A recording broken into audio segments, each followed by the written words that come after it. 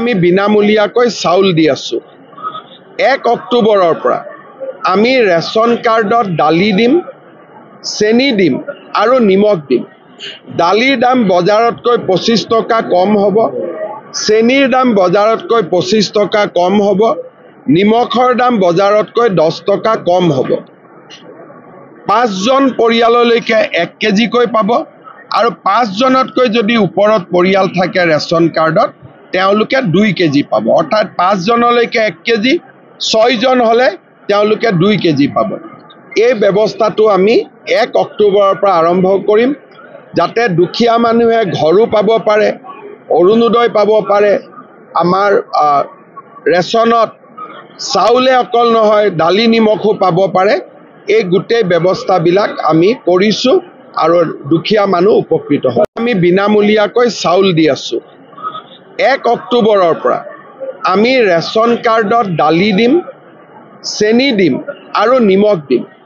দালিৰ দাম বজাৰতকৈ 25 টকা কম হ'ব, চেনিৰ দাম বজাৰতকৈ 25 টকা কম হ'ব, নিমখৰ দাম বজাৰতকৈ 10 টকা কম হ'ব।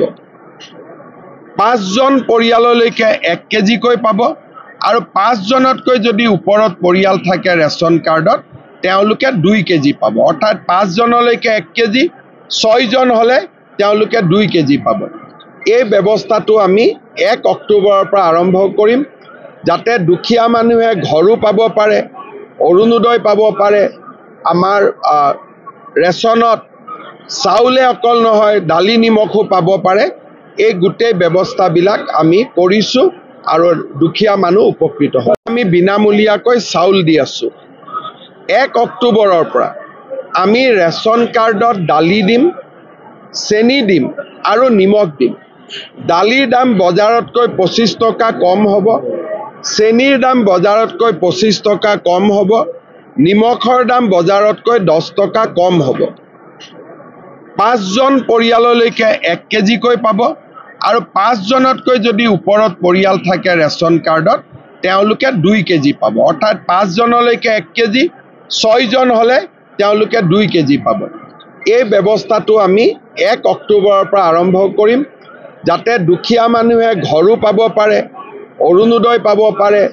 আমাৰ ৰেচনত চাউলে অকল নহয়, দালি নিমখো পাব পাৰে। এই গোটেই ব্যৱস্থাবিলাক আমি কৰিছোঁ আৰু দুখীয়া মানুহ উপকৃত হয়।